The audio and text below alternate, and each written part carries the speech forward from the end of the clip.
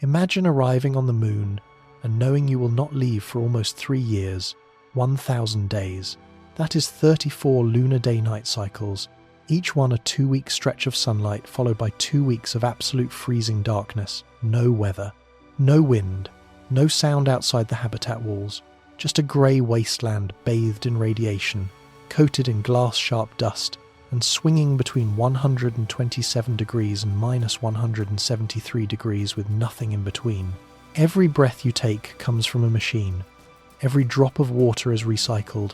Every step outside requires a sealed suit and a plan for getting back in alive. This is not science fiction. This is the engineering reality of long-duration lunar habitation, and almost nothing about it has been solved. If you want to understand what surviving on the moon would actually demand, a like and a subscribe genuinely help this channel keep going. Now, get yourself comfortable. Let's begin.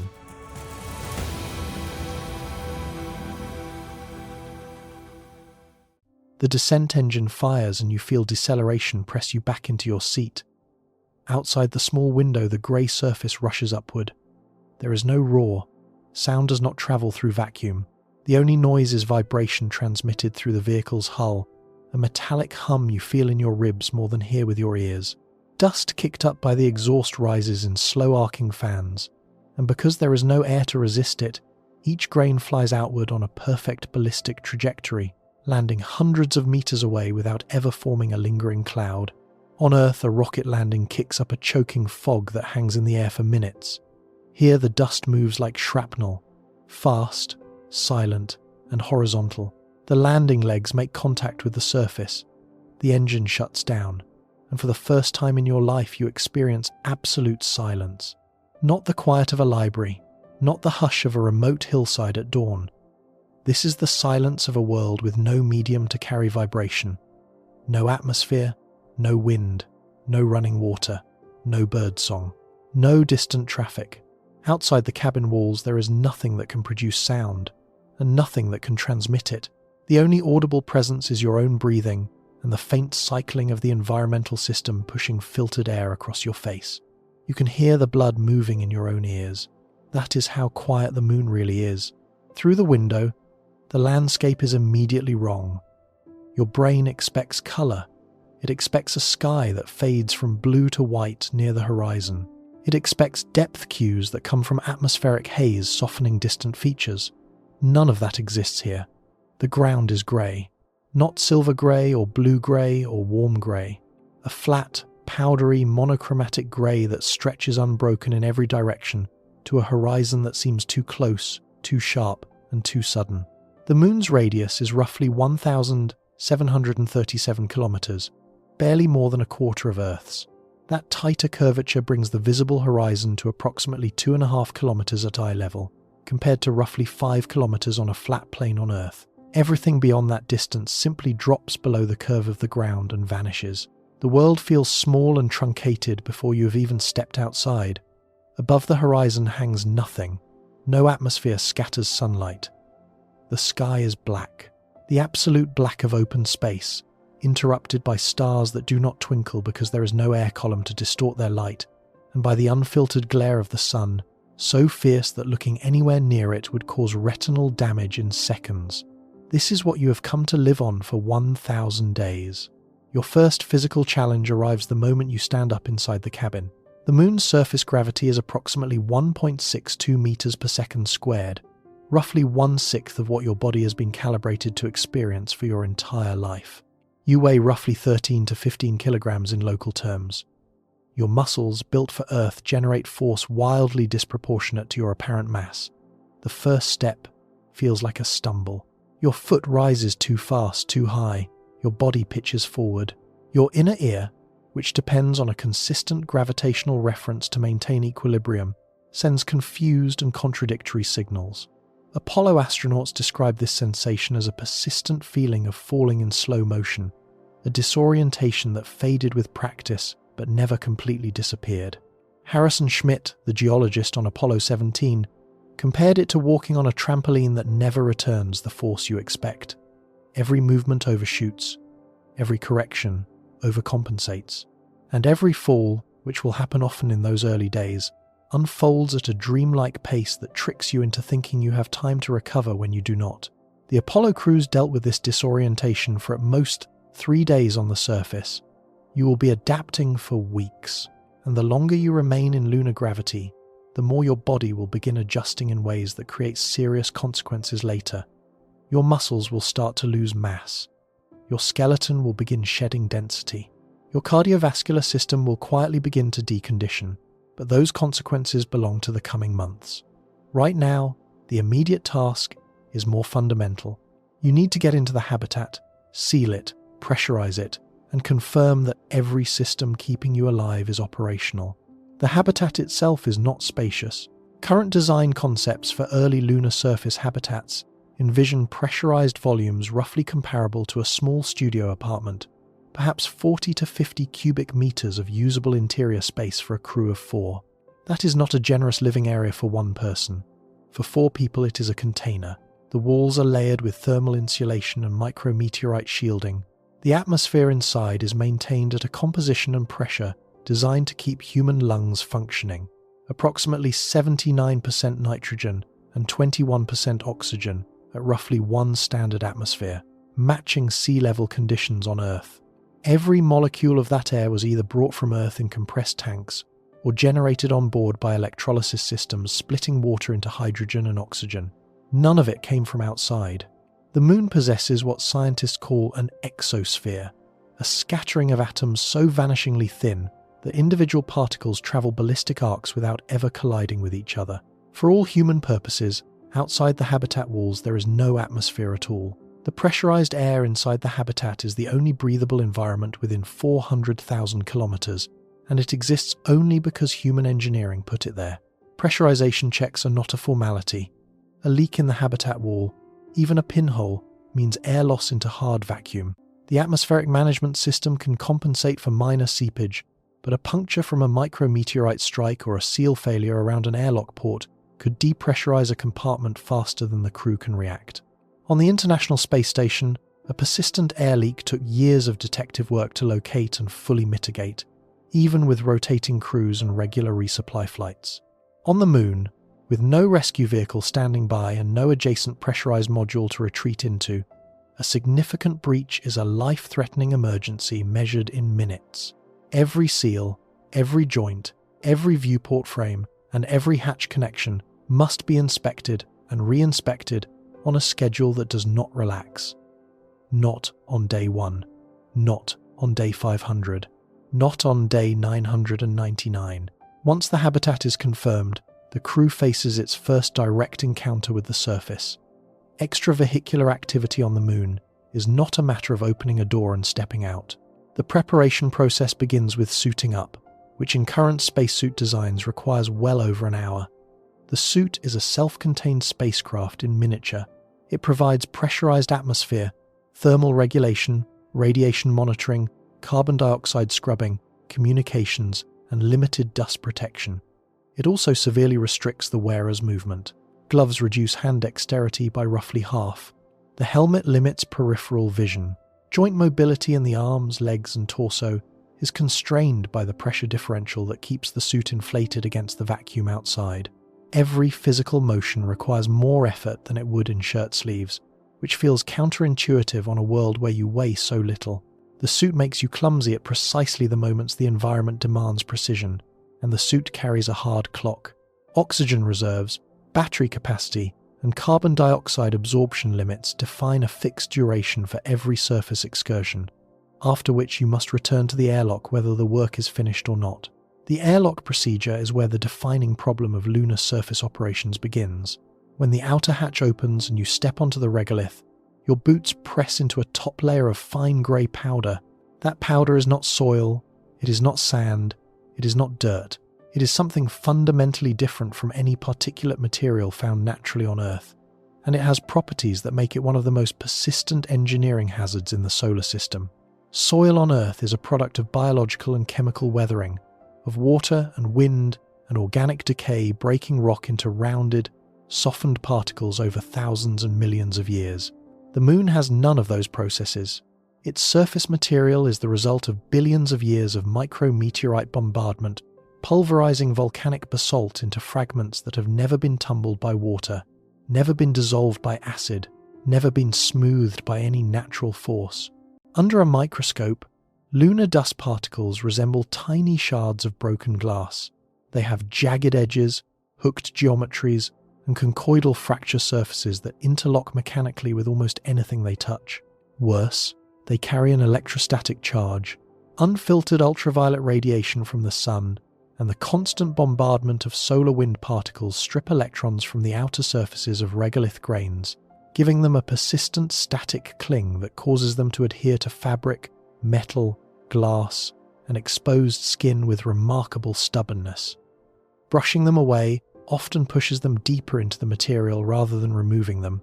Every Apollo mission that reached the surface reported the same problem. Dust coated the suits. It filled the folds of glove joints and worked into the connectors between helmet rings and torso assemblies. It followed the astronauts back through the airlock into the pressurized cabin. Once inside, fine particles became airborne in the warm atmosphere and were inhaled by the crew. Harrison Schmitt on Apollo 17 reported what he described as lunar hay fever, sneezing, nasal congestion, watery and reddened eyes, and throat irritation that set in within hours of exposure and took days to fully clear. Other Apollo astronauts on earlier missions reported similar reactions. The dust smelled like burnt gunpowder, a response believed to result from freshly fractured regolith surfaces oxidizing on contact with moist cabin air. A flight surgeon who handled returned lunar samples after the program ended reported what appeared to be a worsening allergic reaction with each successive exposure, suggesting the possibility of immune sensitization through repeated contact. A 2025 study, led by researchers at the University of Technology in Sydney, found that new generation lunar dust simulants caused less damage to human lung cells in laboratory conditions than ordinary urban air, pollution collected from a busy street. But the same researchers emphasized that no simulant perfectly replicates the electrostatic charge and freshly fractured surface chemistry of real lunar regolith, and the effects of chronic inhalation over months or years remain an open question. The Apollo crews endured dust exposure for at most a few days.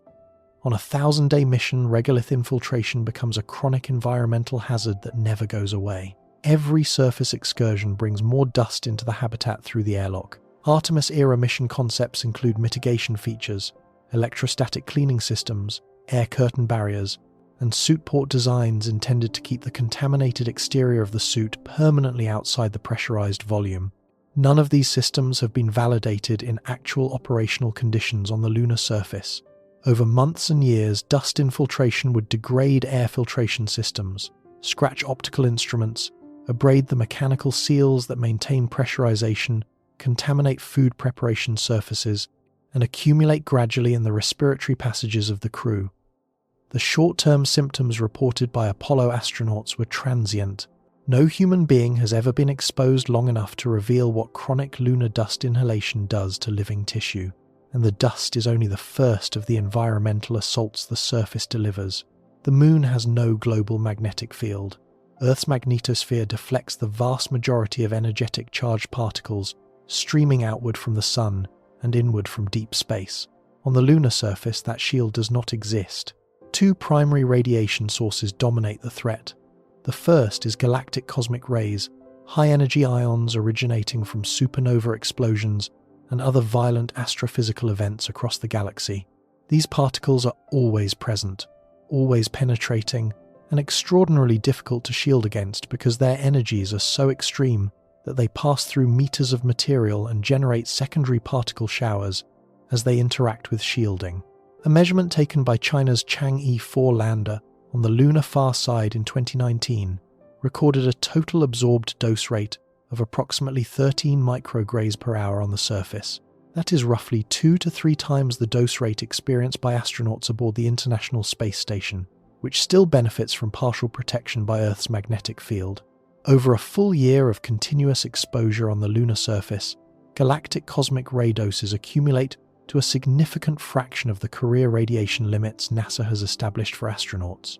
Over 1,000 days, the cumulative total would approach or exceed those limits depending on whatever shielding the habitat provides and how much time the crew spends outside. The second source is more dangerous in the short term and completely unpredictable. Solar particle events occur when the sun releases massive bursts of energetic protons, usually associated with coronal mass ejections or major solar flares. A minor event might elevate surface radiation levels modestly for a few hours. A major event, comparable to the one that struck in August of 1972 between the Apollo 16 and Apollo 17 missions, could deliver a lethal radiation dose to an unshielded astronaut on the surface within hours. That 1972 event is cited frequently in current mission planning because it fell in the gap between two crewed lunar flights. Had it occurred during a surface excursion, the crew would have faced acute radiation syndrome with no rapid means of return to Earth. On a 1,000-day surface stay, the probability of encountering at least one major solar particle event is not negligible. It is statistically expected. The crew will need a dedicated radiation shelter, a heavily shielded enclosure within or beneath the habitat, and the warning time before an event reaches the lunar surface can be as short as 15 minutes. Now add temperature. The lunar surface is one of the most thermally extreme environments in the inner solar system. During the approximately 14 Earth days of continuous sunlight at equatorial latitudes, the surface temperature climbs to roughly 127 degrees Celsius. During the approximately 14 Earth days of lunar night, it plunges to around minus 173 degrees Celsius. That is a swing of 300 degrees between day and night, and there is no atmosphere to soften the transition. No wind distributes warmth from the sunlit hemisphere to the dark side. No ocean stores thermal energy to buffer the change. No cloud layer traps outgoing infrared radiation. When the sun drops below the horizon, the ground begins radiating its stored heat directly into the void of space with nothing to slow the loss. Within hours, the surface temperature drops by hundreds of degrees. The regolith itself is a nearly perfect insulator. Its high porosity in a vacuum environment gives it extremely low thermal conductivity, which means warmth from deeper layers cannot migrate upward to moderate the cooling. The south polar regions, where Artemis missions are targeted, offer somewhat more moderate conditions because the sun remains close to the horizon, creating areas of prolonged illumination alongside permanently shadowed craters that stay extremely cold year-round. But even at the poles, the thermal environment is unlike anything human-built infrastructure has been designed to endure continuously for years. The habitat must survive this. Every external surface, every seal, every exposed mechanism must endure thermal cycling that swings hundreds of degrees Celsius, repeating roughly every 29.5 Earth days for the full duration of the mission. 1,000 days means approximately 34 complete cycles. Materials expand when heated and contract when cooled. Repeated cycling fatigues joints, loosens fasteners, and degrades adhesive bonds and gasket materials. The International Space Station experiences faster thermal cycling on its 90-minute orbit, but across a smaller temperature range and with partial atmospheric interaction. The lunar habitat faces slower but far more extreme swings inside a hard vacuum with no thermal buffer whatsoever. And then the night arrives. The first lunar night is the moment the psychological reality of the mission changes. For 14 Earth days, the sun sinks below the horizon and does not return. The temperature outside the habitat walls falls toward minus 170 degrees. The solar panels that generated electricity during the day go completely dark. Batteries or regenerative fuel cells charged during daylight must now sustain every critical system for 2 full weeks. Heating, atmospheric processing, interior lighting, communications with Earth, water recycling, waste management, the monitoring computers that oversee all of the above. If power reserves prove insufficient, systems begin failing in sequence. If heating cannot maintain interior temperatures, equipment freezes and cracks. If the atmospheric processes lose power for too long, carbon dioxide accumulates while oxygen depletes. The margins between function and emergency are real, and they are thin. Surviving the lunar night without nuclear power is the single largest unsolved engineering challenge in long-duration lunar habitation. NASA and the United States Department of Energy have been developing a fission surface power system designed to deliver 40 to 100 kilowatts of continuous electrical power on the lunar surface, independent of sunlight. Through 2025 and 2026, development contracts were extended to Lockheed Martin, Westinghouse, and other partners, with a target of launching a demonstration reactor to the Moon by 2030. But as of today, no nuclear reactor has ever operated on the lunar surface. The technology remains in active development. The hardware does not yet exist in flight-ready form. A 1,000-day mission that begins before a fission power source arrives would depend entirely on solar panels and stored energy, a configuration that transforms every 14-day lunar night into an endurance test in which a single critical battery failure could cascade into a life-threatening collapse of habitat systems. The crew sits inside the habitat during that first night and waits. Outside, the surface is invisible. There is no reflected moonlight to illuminate the ground because you are on the Moon. The only natural light comes from the stars, too dim to cast usable shadows, and from the Earth itself, which hangs in the lunar sky as a brilliant blue and white disk roughly 4 times the apparent size of a full moon as viewed from Earth. Earthlight provides faint illumination, enough to distinguish terrain outlines, but far too dim to work by. For 2 full weeks, the crew lives entirely under artificial lighting, inside a pressurized container, unable to go outside for anything other than a genuine emergency. The habitat walls that felt adequate during the active first days of surface operations begin to press inward. The routines of system monitoring, which carried urgency and purpose during sunlit activity, turn repetitive under the low hum of interior machinery. The novelty of standing on another world begins to fade. What replaces it is a more sober recognition that this environment is not merely difficult, it is continuously, fundamentally hostile to the presence of human beings. The Moon provides nothing a human body can use. No breathable gas, no liquid water on the surface, no usable soil, no fuel, no shelter, no construction materials that can be employed without heavy industrial processing. Every resource the crew consumes must be either delivered from Earth at a cost of tens of thousands of dollars per kilogram, or extracted from the regolith through technologies that remain largely experimental. Water ice almost certainly exists within permanently shadowed craters near the South Pole. Orbital instruments aboard multiple spacecraft have detected hydrogen signatures consistent with buried ice deposits, and a NASA study published in 2024 confirmed that these signatures are widespread across South Polar craters beyond 77 degrees latitude. But no mission has yet drilled into a permanently shadowed region, confirmed the concentration and physical accessibility of ice at depth, and processed that ice into drinkable water or breathable oxygen under operational conditions. The orbital evidence is strong and growing stronger. The engineering required to exploit it remains unfinished, and the distance between promising remote sensing data and a functioning extraction plant on the surface is measured in years of development that have not yet been completed. 1,000 days. That is 2 years and 9 months. On Earth, that span is enough time to earn a graduate degree, to watch a child grow from infancy to first words, to cross an ocean by sailboat and return.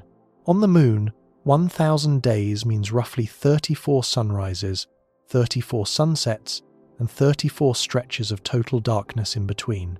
Each cycle repeats the same non-negotiable demands: power management, thermal regulation, atmospheric processing, water recycling, dust control, radiation monitoring, structural inspection, and the crew must execute every one of those tasks correctly, through every cycle for the entire duration. A failure that would be a minor inconvenience on Earth, a tripped breaker, a clogged filter, a hairline crack in a gasket becomes a potential emergency on a world where the outside environment would kill an unsuited human in under 2 minutes and would compromise a depowered habitat within weeks. The first days on the surface reveal the shape of everything that follows. The Moon is not a destination that rewards you for arriving.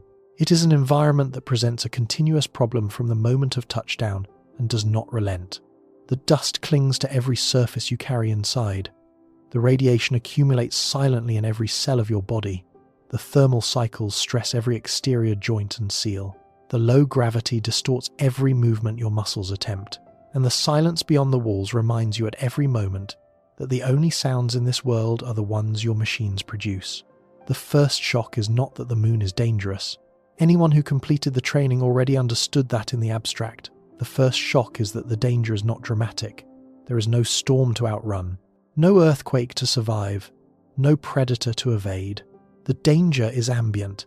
It is woven into the environment at every scale, in every particle of electrostatically charged dust, in every photon of unshielded galactic radiation, in every degree of the 300-degree thermal swing, and in the total absence of anything a human body needs to stay alive without continuous mechanical intervention.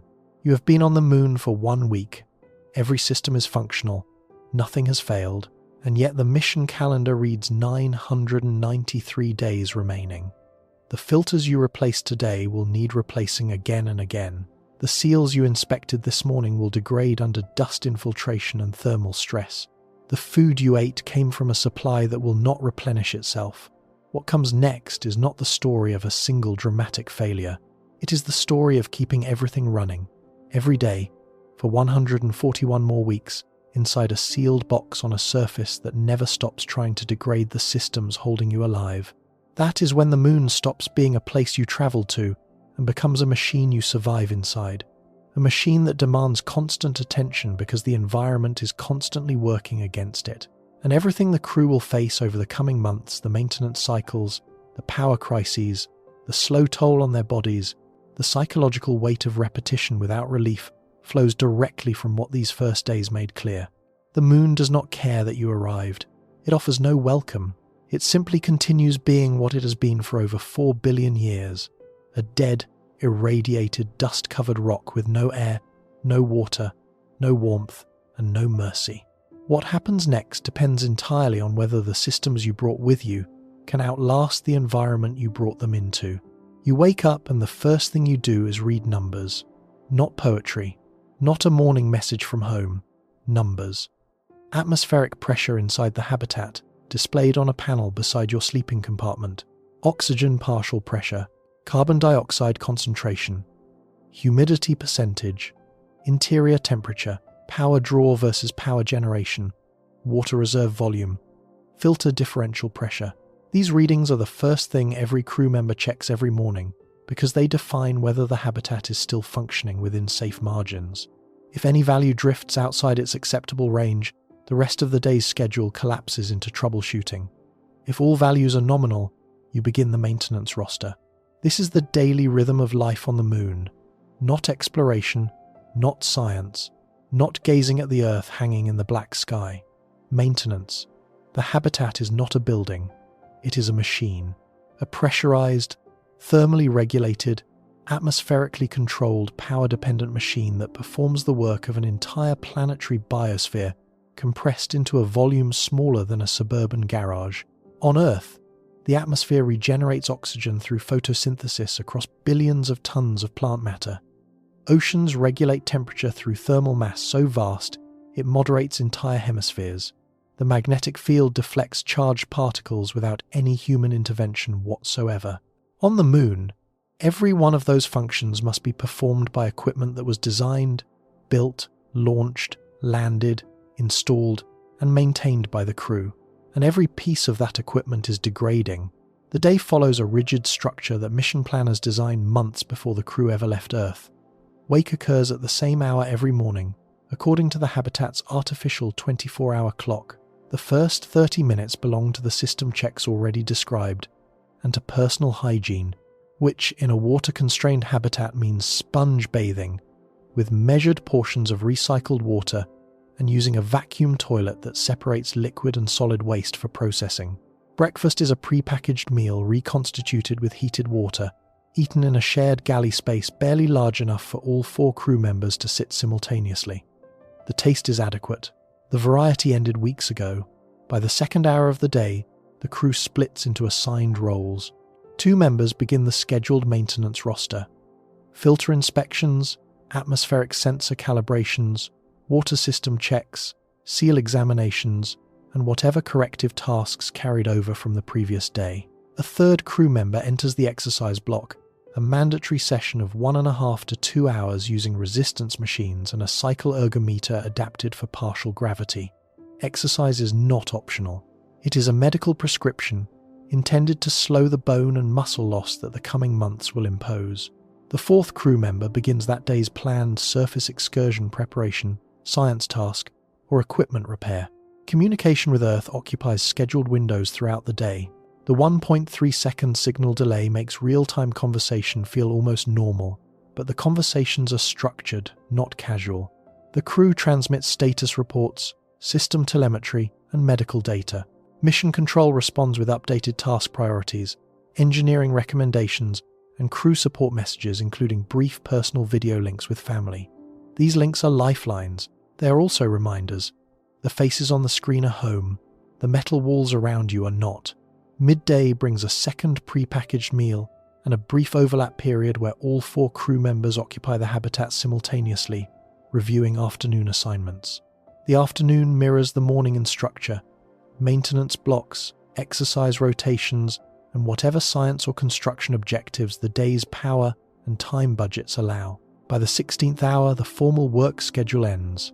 What remains is approximately 2 hours of nominal personal time before the scheduled sleep period begins. 2 hours. In that window, the crew eats a final meal, performs personal hygiene, writes log entries, and attempts whatever private activity the habitat volume permits. Reading on a tablet, listening to stored music, watching a few minutes of video sent from home, or staring at the Earth through a viewport no larger than a dinner plate. 2 hours is not enough to decompress from a 14-hour operational day inside a machine that demands constant vigilance. It is what the schedule provides. Sleep is 8 hours by protocol. Sleep is rarely 8 hours in practice. Thermal regulation runs beneath this entire daily structure as a second invisible demand on power and crew attention.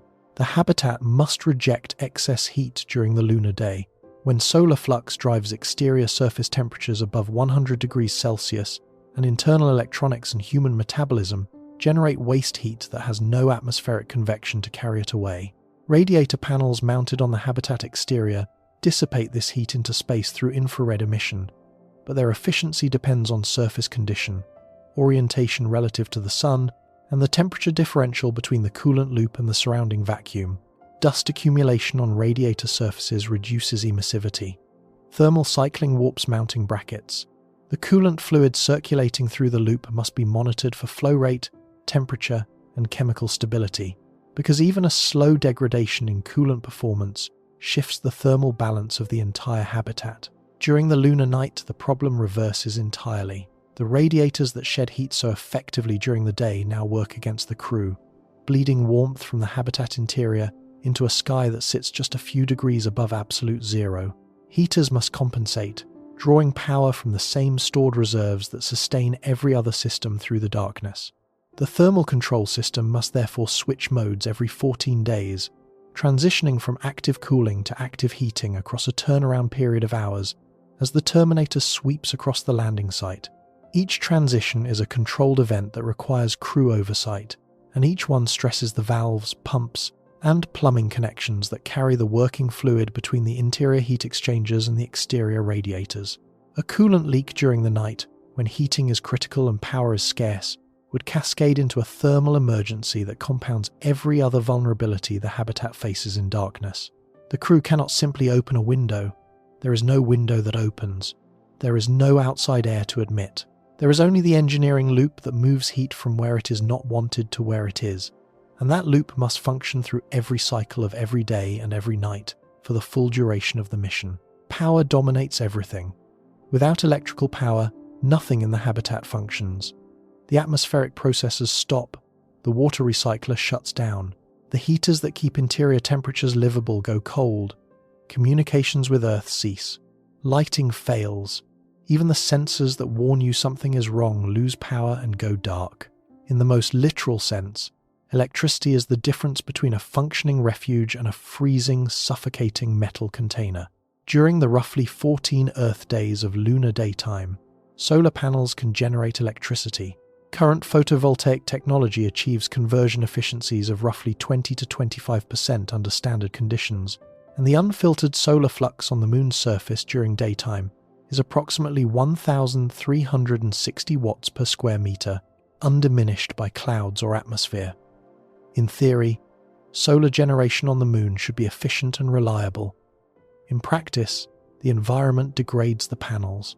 Lunar dust settles on every exposed horizontal surface, and because the particles carry electrostatic charge, they adhere stubbornly.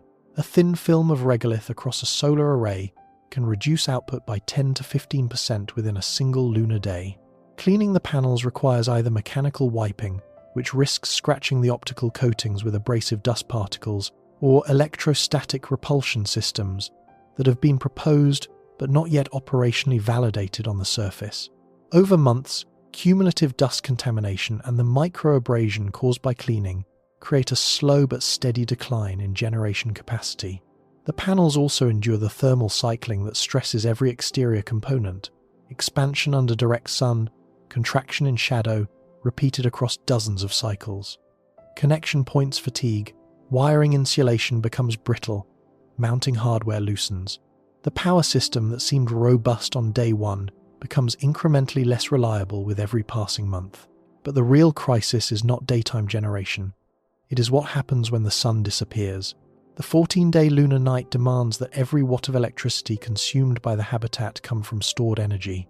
If the habitat requires an average of 6 kilowatts of continuous power to sustain atmosphere, heating, water processing, and critical electronics, a conservative estimate based on current design studies, then surviving one full lunar night requires roughly 2,000 kilowatt-hours of stored energy.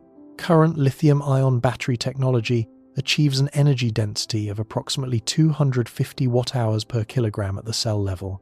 To store 2,000 kilowatt-hours would require roughly 8,000 kilograms of batteries, 8 metric tons, delivered from Earth to the lunar surface at a transportation cost that ranges from tens of thousands to over $100,000 per kilogram, depending on the launch and landing architecture.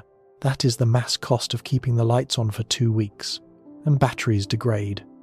Each charge-discharge cycle reduces total capacity slightly. After a dozen full cycles, representing roughly 1 Earth year of lunar operations, the battery bank's effective capacity has declined measurably.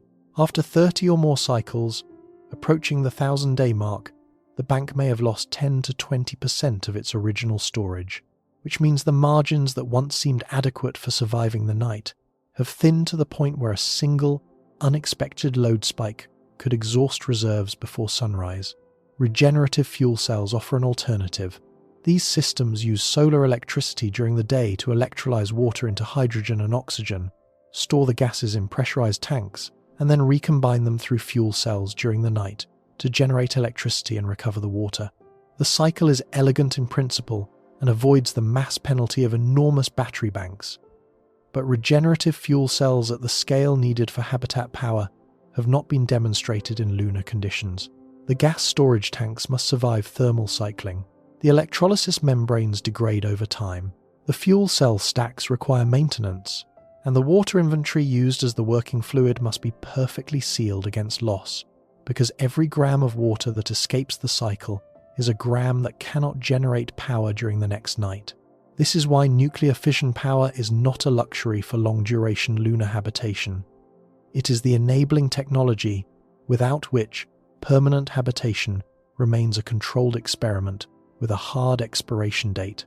A fission surface power reactor splits uranium atoms to generate heat, which is converted to electricity through Stirling engines or Brayton cycle turbines. The reactor does not depend on sunlight.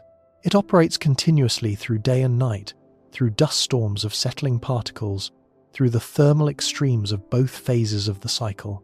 It provides a baseload power source that eliminates the night survival problem entirely, but it does not yet exist on the Moon.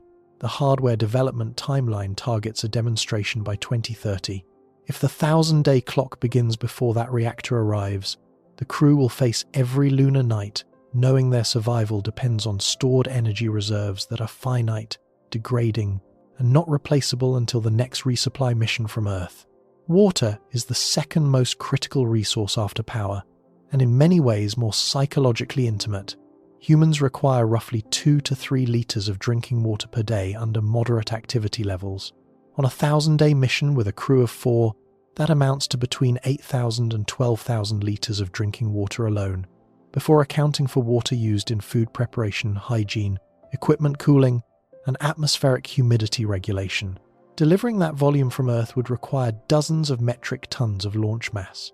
The only viable approach is aggressive recycling. The International Space Station operates a water recovery system that, with recent upgrades, including a brine processor, reclaims approximately 98% of all water used on board, including moisture from exhaled breath, sweat condensed from cabin air, and processed urine. The system passes wastewater through filtration beds, catalytic oxidation reactors, and treatment stages to produce potable water that meets quality standards comparable to tap water on Earth. Astronauts on the station routinely drink water that was, in the previous cycle, someone's urine. The system works. It has been refined over more than 2 decades of continuous orbital habitation. A lunar habitat would inherit this technology, but the operating conditions impose new stresses.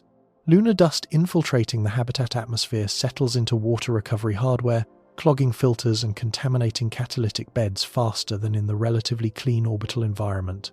The lower gravity affects fluid dynamics in ways that are not fully characterized for partial gravity recycling systems.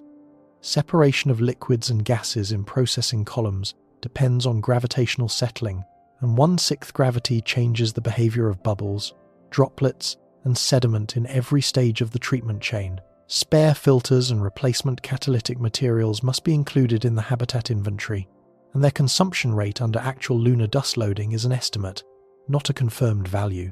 The loss margin matters enormously. Under ideal conditions, the system recovers 98% of water, but lunar dust contamination and partial gravity fluid behavior could reduce real-world performance significantly. Even at 95% recovery, 5% is lost with every cycle.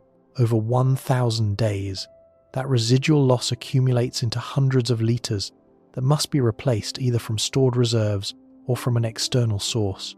Water ice in permanently shadowed craters near the South Pole represents the most promising external source, but extracting it requires operating mining and heating equipment in temperatures near -230 degrees Celsius, and transporting the product back to the habitat for purification. Each step in that chain involves technologies that remain at the conceptual or early prototype stage. No robotic mission has yet drilled into a permanently shadowed crater, confirmed ice concentration at depth, and extracted a usable quantity. NASA's Viper rover, which was designed to prospect for ice in South Polar craters, was cancelled in 2024 due to budget constraints and schedule delays, leaving a significant gap in ground truth data about what the ice deposits actually look like up close. The orbital evidence for hydrogen enrichment in these regions is robust and comes from multiple independent instruments across several missions. But orbital data cannot tell you whether the ice exists as solid sheets, as frost mixed through regolith grains, or as isolated pockets buried under meters of dry overburden. The difference matters critically for extraction engineering. A crew counting on polar ice to close their water budget would be depending on a resource whose physical form and accessibility have not been confirmed by any surface mission. Food is the resource that degrades fastest in human morale. On the International Space Station, crews receive regular resupply flights that include some variety in their meals, occasionally supplemented by fresh fruit or vegetables carried aboard cargo vehicles. Even with this support, astronauts consistently report that food monotony is one of the most persistent quality of life complaints during missions lasting 6 months or longer. On the Moon, the situation would be substantially worse. A 1,000-day mission cannot rely on frequent resupply for dietary variety.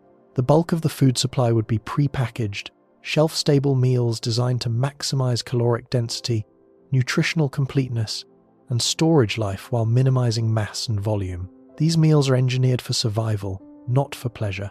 They deliver the macronutrients and micronutrients a human body requires, but they deliver them in the same textures, the same flavors, and the same formats, meal after meal for years. The psychological effects of this monotony are well documented in analog studies. Antarctic winter over crews, submarine personnel, and participants in isolation experiments like the Mars 500 simulation all report that food becomes an outsized focus of daily emotional life when variety disappears. Meals that were tolerable in week 1 become sources of active resentment by month 3. Appetite decreases, caloric intake drops. Crew members begin skipping meals or eating less than their bodies require, leading to gradual weight loss and reduced physical performance at precisely the time when maintenance demands remain constant. Growing fresh food in a lunar habitat is theoretically possible through small hydroponic or aeroponic systems, but these require dedicated volume, power, water, nutrient solutions, and crew time to maintain. Current concepts envision supplementary growth chambers that might produce small quantities of leafy greens or herbs, enough to provide occasional psychological relief, but nowhere near enough to replace the pre-packaged supply as a primary caloric source. The atmospheric system operates continuously and invisibly until it does not. Oxygen is consumed by the crew's metabolism at a rate of roughly 840 grams per person per day. Carbon dioxide is exhaled at approximately 1,000 grams per person per day. In a sealed habitat with 4 crew members, the atmosphere would become unbreathable within hours if the processing system failed. Oxygen generation can be accomplished through electrolysis of water, splitting each molecule into hydrogen and oxygen using electrical current.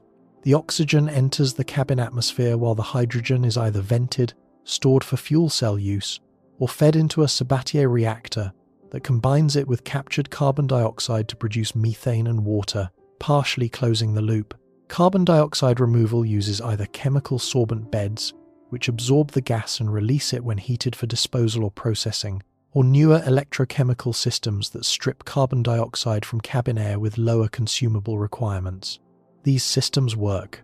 They have been tested extensively on the International Space Station, but they consume power, they require maintenance, and they depend on consumable materials that must be tracked and replaced.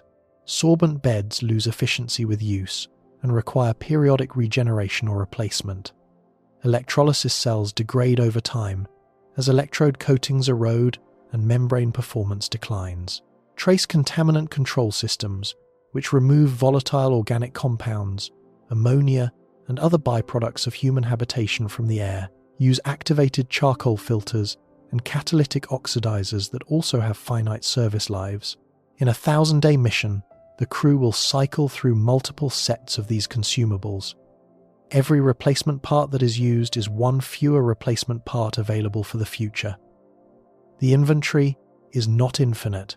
It was calculated before launch based on estimated consumption rates, and if actual rates exceed estimates because dust contamination accelerates filter loading, because a system malfunction forces a component to run harder, because a resupply mission is delayed, the margins begin to compress.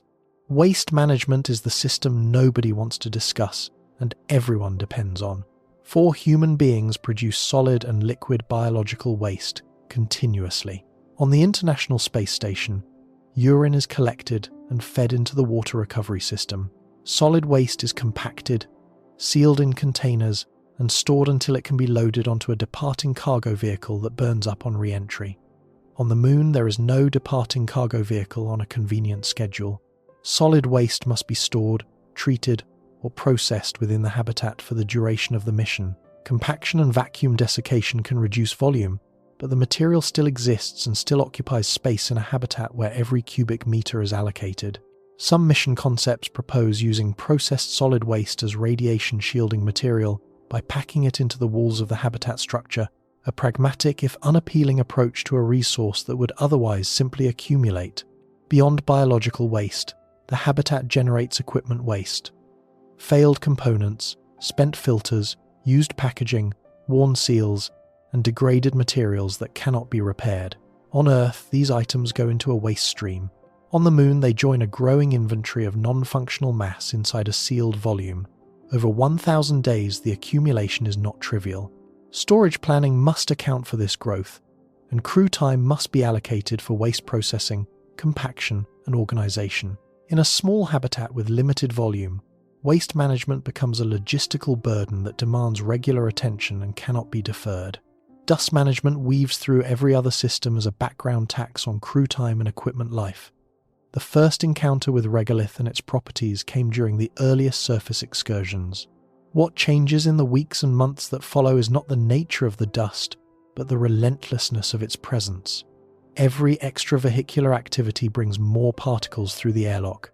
Mitigation systems reduce the transfer, but cannot eliminate it.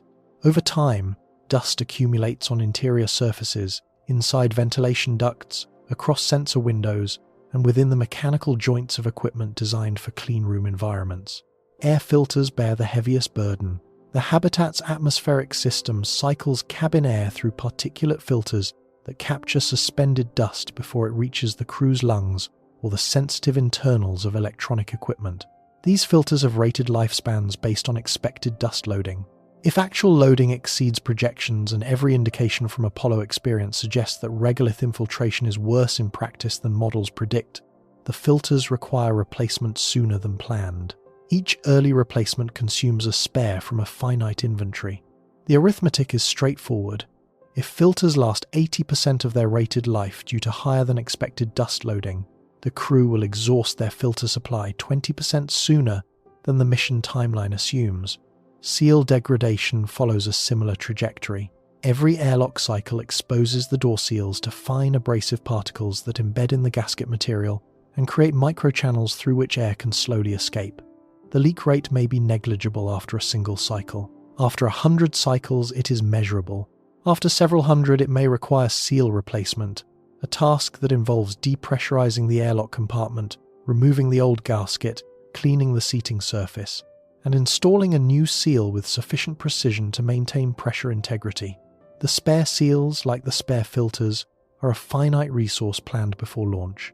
Radiation monitoring is the quietest daily task and potentially the most consequential. Each crew member wears a personal dosimeter that records cumulative radiation exposure. The habitat contains area monitors that track the ambient dose rate inside the pressurized volume. During routine operations with the habitat providing partial shielding, the interior dose rate is reduced from the bare surface value but not eliminated. Galactic cosmic rays at the energies that dominate the lunar environment penetrate meters of material and cannot be fully blocked by any practical habitat wall thickness. The shielding attenuates the dose but does not stop it. Each day, each crew member accumulates a small additional increment of exposure that is logged, reported to mission control, and compared against career limits. The cumulative tracking is what transforms radiation from an abstract risk into a concrete constraint. NASA's current space radiation exposure standards are designed to limit the excess risk of exposure-induced death from cancer and other radiation-related diseases. The specific limits depend on age and sex, but for a typical crew member, the career limit translates to an effective dose on the order of 600 millisieverts. On the lunar surface, with modest habitat shielding, the estimated annual dose from galactic cosmic rays alone is in the range of 150 to 300 millisieverts, depending on shielding thickness, solar cycle phase, and time spent outside the habitat. Over 1,000 days, that cumulative dose approaches or potentially exceeds the career limit, even without a single major solar particle event. If such an event occurs, and the crew receives additional acoustically exposure, the limit may be reached well before the mission ends. When the radiation monitors detect a rise in particle flux consistent with an incoming solar particle event, the crew has a narrow window to reach the shelter. Early warning data from solar observation satellites near Earth can provide alerts ranging from roughly 15 minutes to several hours before the most energetic particles arrive at the lunar surface. The shelter is a compartment within the habitat, surrounded by additional mass water tanks, polyethylene bricks, regolith bags stacked against the exterior walls designed to reduce the dose from solar protons to survivable levels. The crew enters the shelter, seals it, and waits. A minor event may last hours. A major event can persist for days. During shelter confinement, the crew cannot perform normal maintenance, cannot conduct surface operations, and cannot access parts of the habitat outside the shielded zone. Systems that require human intervention during the shelter period must either operate autonomously or be deferred until the event subsides. Every hour spent in the shelter is an hour not spent on the maintenance tasks that keep the habitat functional, and when the event ends and the crew emerges, the deferred work is waiting, added to the next cycle's already full schedule. This is the pattern that defines life on the moon beyond the first days.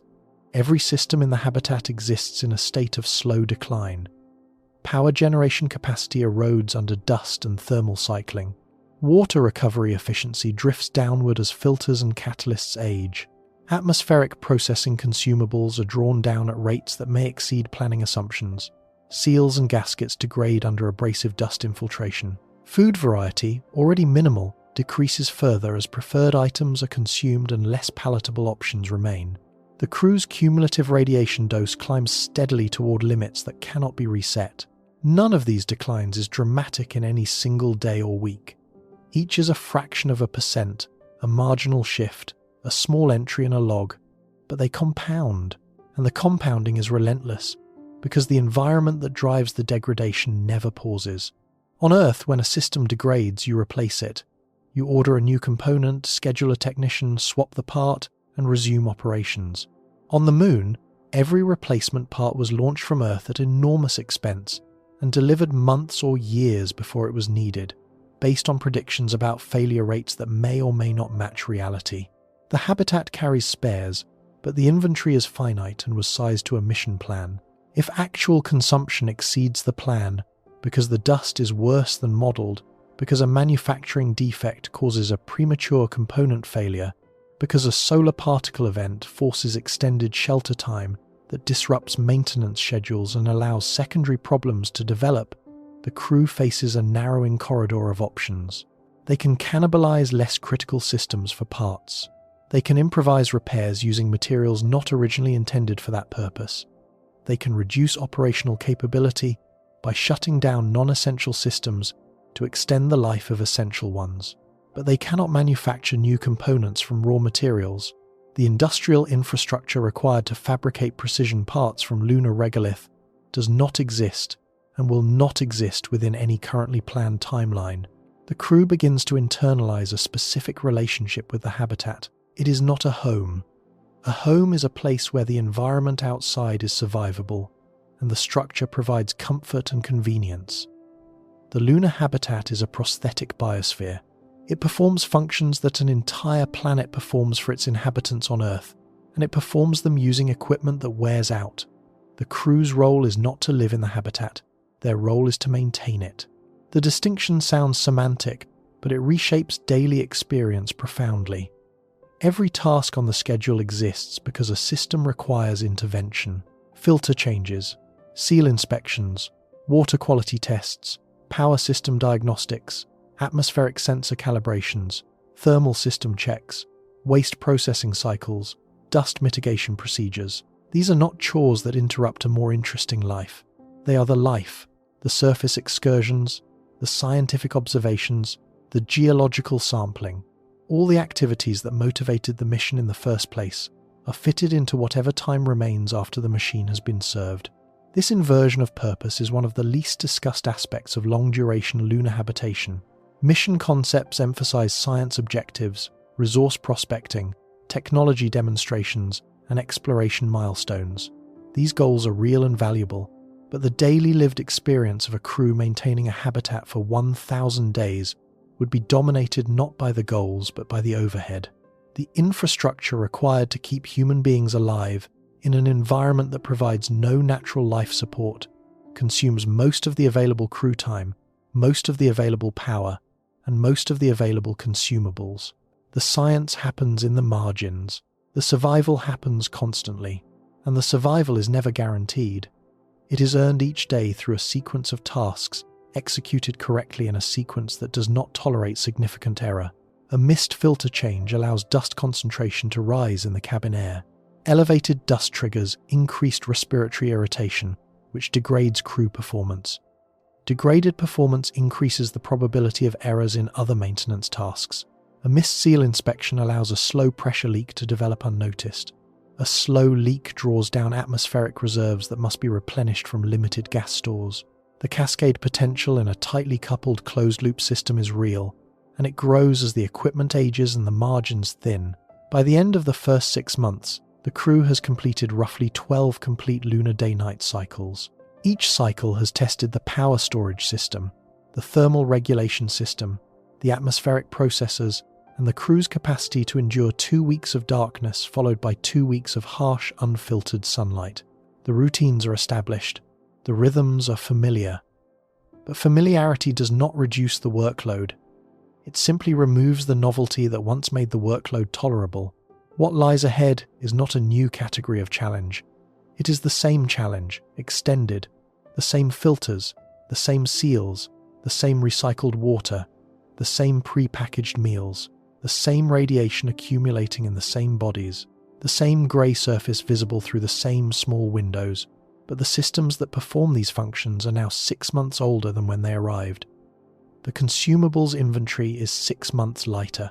The crew's bodies have spent 6 months in 1/6 gravity, and the biological consequences of that exposure are beginning to assert themselves in ways that cannot be reversed by maintenance schedules or spare parts.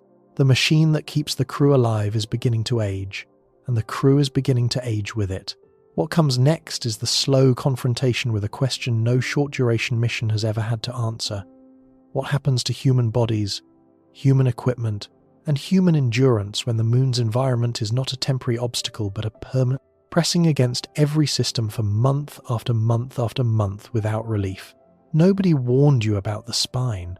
That is the first thing that registers when you realize your body is changing. Within the first few weeks of living in 1/6 gravity, the intervertebral discs in your spinal column begin to expand.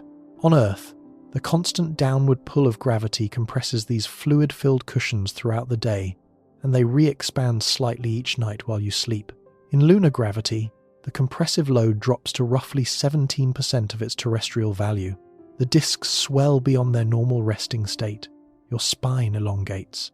Astronauts on the International Space Station, who experience near-zero gravity, typically grow 3 to 5 centimeters taller during their missions. In 1/6 gravity, the effect would be less extreme but still measurable, and it is not comfortable. The swelling presses on surrounding nerves and ligaments that evolved under a specific mechanical baseline. Lower back pain, already the most commonly reported musculoskeletal complaint among orbital crews, would likely become a persistent companion during the first months on the moon. There is no physical therapist, there is no chiropractor, there is a limited supply of anti-inflammatory medication and a set of resistance exercise equipment that may or may not be adequate to counteract the problem. The spine is just the beginning. The entire musculoskeletal system is responding to an environment it was never designed for. Human physiology is calibrated to Earth's gravitational field. Every bone in your skeleton exists in the shape and density it does, because mechanical loading through gravity and movement stimulates continuous remodeling. Osteoblasts build new bone tissue. Osteoclasts break down old bone tissue. The balance between these processes is regulated in large part by the stresses transmitted through the skeleton during weight-bearing activity. Reduce the gravitational load and the balance shifts. Osteoclast activity continues at roughly its normal pace, but osteoblast activity decreases because the mechanical signals that stimulate new bone formation are weaker. The net result is bone loss. In microgravity, astronauts lose bone mineral density at a rate of approximately 1 to 1.5% per month in the weight-bearing bones of the legs, hips, and lower spine. Some of this loss is recoverable after return to Earth, but studies of long-duration station crew members have shown that full recovery can take years and may never be complete, particularly in the trabecular microarchitecture of the hip and femoral neck. The critical unknown for a lunar mission is whether 1/6 gravity provides enough mechanical stimulus to slow or halt this process. No human being has ever spent more than approximately 75 hours on the lunar surface. The Apollo crews were there for days, not months. Their bones did not have time to begin measurable remodeling. The longest continuous human experience in reduced gravity comes from orbital stations operating in microgravity, which is a fundamentally different condition from 1/6 gravity. The gap in knowledge is enormous. A NASA technical paper published in 2021 reviewed all available evidence and concluded that partial gravity exposure below 0.4 G appears insufficient to maintain musculoskeletal and cardiopulmonary conditioning in the long term. Lunar gravity, at approximately 0.16 G, falls well below that threshold. Animal studies offer the only partial gravity data that currently exist. In 2019 and 2020, Japanese researchers aboard the International Space Station used centrifuges to expose mice to simulated lunar gravity for approximately 5 weeks. The results, published in 2024 in Scientific Reports, showed that lunar gravity only partially prevented the bone loss and muscle atrophy observed in microgravity control animals. Bone resorption markers remained significantly elevated compared to Earth controls. Muscle fiber type shifts associated with atrophy were reduced, but not eliminated. These findings suggest that 1/6 gravity provides some protection compared to weightlessness, but falls substantially short of what Earth-level gravity delivers. Extrapolating from mice to humans involves significant uncertainty, but the direction of the evidence is consistent and concerning. Over 1,000 days in lunar gravity, cumulative bone density loss could reach levels associated with osteoporosis in elderly populations on Earth. The risk is not abstract. It translates directly into increased fracture probability. A crew member who trips and falls during a surface excursion after 800 days of bone demineralization faces a meaningfully higher chance of breaking a hip, a wrist, or a vertebra than the same person would have faced on day one. And on the Moon, a broken bone is not an inconvenience. It is a potential mission-ending injury. Muscles follow bone. The skeletal muscles of the legs, back, and core are the primary targets. These muscles work hardest against gravity to maintain posture and enable locomotion. In 1/6 gravity, the load they bear drops dramatically. The body adapts by reducing muscle mass and altering fiber composition, shifting from slow-twitch endurance fibers toward fast-twitch fibers that fatigue more quickly. In microgravity, calf muscle volume can decrease by up to 20% within the first month. Lunar gravity would slow this decline, but not prevent it. The crew would exercise daily, using resistance equipment designed to simulate higher gravitational loads, but experience from the International Space Station demonstrates that even 2 to 2.5 hours of daily exercise does not fully prevent muscle loss during long-duration missions in microgravity. Whether the same exercise protocols are more effective in partial gravity remains untested. The crew would be the first long-duration dataset. The cardiovascular system adds a third dimension to the physiological toll. On Earth, the heart works against gravity to pump blood upward from the lower body to the brain. The circulatory system has evolved baroreceptors, venous valves, and muscular tone in the vessel walls, specifically adapted to counteract the hydrostatic pressure gradient created by standing upright in one gear. In reduced gravity, that gradient weakens. Blood and other fluids redistribute toward the head and upper body. The heart, sensing what it interprets as an excess of central blood volume, reduces its output. Over weeks, total blood volume decreases. The heart muscle itself begins to lose mass because it is working less hard. Arterial walls lose tone. The net effect is cardiovascular deconditioning, a reduced capacity to respond to sudden demands, an increased susceptibility to lightheadedness and fainting, and a diminished ability to perform sustained physical exertion. On the Moon, this deconditioning would be partially mitigated by the presence of some gravity.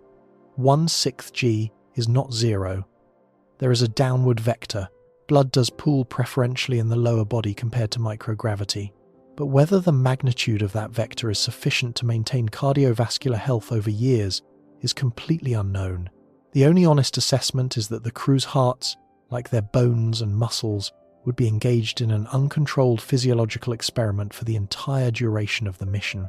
Vision changes. Add a more recently discovered concern.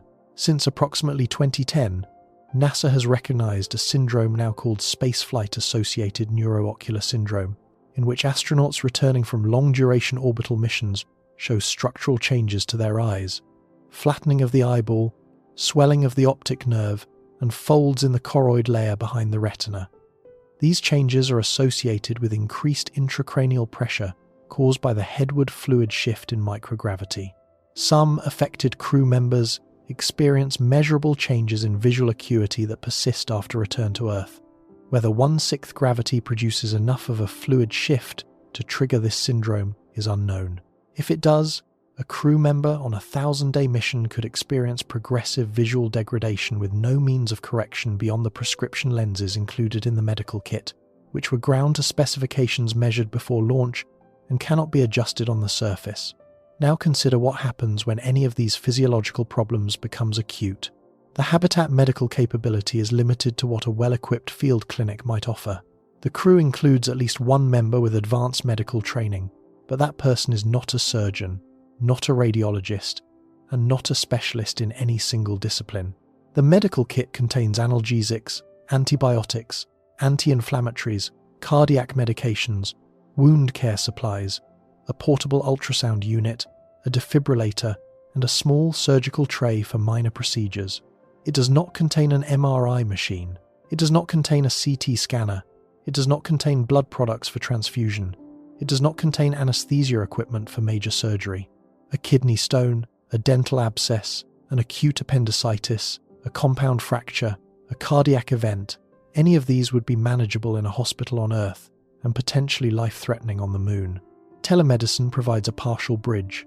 The communication delay between the Moon and Earth is approximately 1.3 seconds each way, which allows near real-time video consultation with specialists on the ground. A flight surgeon can talk the crew medical officer through a diagnostic procedure, review ultrasound images, recommend medication adjustments, and help interpret symptoms. But the flight surgeon cannot perform surgery. The flight surgeon cannot deliver blood. The flight surgeon cannot evacuate the patient to a higher level of care within hours.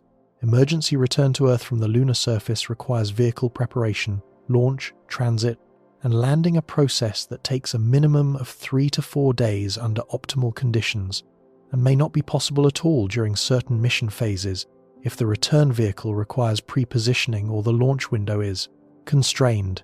The medical reality of a 1,000-day lunar mission is that the crew must remain healthy enough to function for the entire duration, with only the resources they brought with them, in an environment that is actively degrading their bodies. There is no margin for a serious medical emergency beyond the capability of the onboard kit and the crew medical officer's training. This is not unique to lunar missions.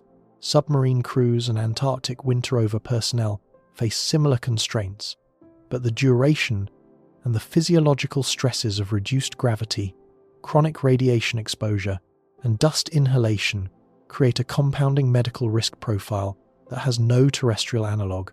While the crew's bodies deteriorate, so does the habitat's exterior. Micrometeorite bombardment is continuous and invisible. The Moon has no atmosphere to ablate or decelerate incoming particles. Every fragment of cosmic debris that intersects the lunar surface arrives at its full interplanetary velocity, typically between 10 and 70 kilometers per second.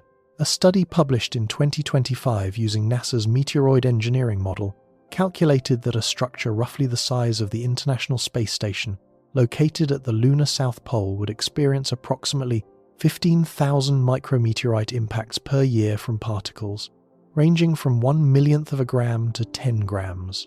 The vast majority of these impacts are from particles too small to penetrate a properly shielded habitat wall, a standard Whipple shield, a thin sacrificial outer bumper, separated by a gap from the structural inner wall fragments, incoming particles on the outer layer, and disperses the debris cloud before it reaches the pressure vessel. Analysis by the same research team estimated that a shielded habitat at the South Pole would experience a penetrating impact capable of breaching the inner wall only once, approximately every 42 years. That statistical rarity is reassuring in isolation, but over 1,000 days the bombardment is not experienced as statistics. It is experienced as cumulative surface damage. Each impact, even a non-penetrating one, creates a microcrater on the outer shield layer. Thousands of microcraters per year weaken the sacrificial bumper, reducing its ability to fragment future impactors. Optical surfaces, windows, camera lenses, solar panel cover glass are particularly vulnerable because even shallow cratering degrades transparency and performance. Exterior thermal coatings that regulate heat absorption and emission are gradually roughened, altering their thermal properties and shifting the habitat's energy balance in ways that the thermal control system must compensate for.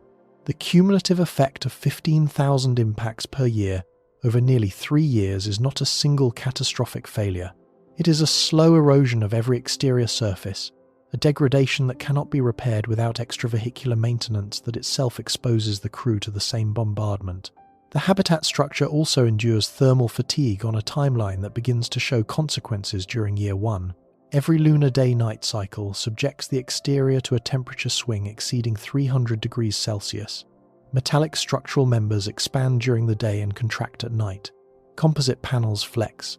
Bolted joints experience differential thermal motion between dissimilar materials. Adhesive bonds and sealant beads are stressed by the repeated dimensional changes. No structure on Earth endures comparable thermal cycling at this amplitude in a vacuum.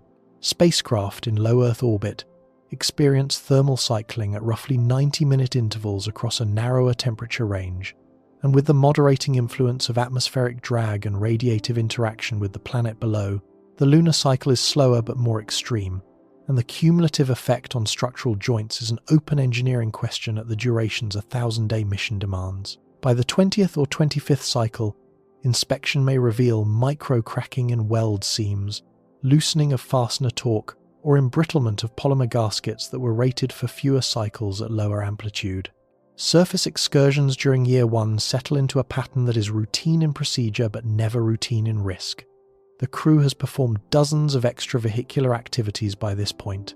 Each one follows the same protocol: suit integrity check, airlock depressurization, egress, task execution, return, airlock repressurization, suit cleaning, and post-excursion equipment inspection. The tasks vary: geological sampling, equipment installation, solar panel cleaning, regolith shielding placement, instrument maintenance, but the hazard profile remains constant. Every time a crew member steps onto the surface, they are exposed to unshielded radiation, potential suit puncture from sharp regolith fragments, thermal extremes on any surface that passes between shadow and direct sunlight, and the ever-present risk of a fall in an environment where reduced gravity makes recovery awkward and pressure suit mobility makes it slower.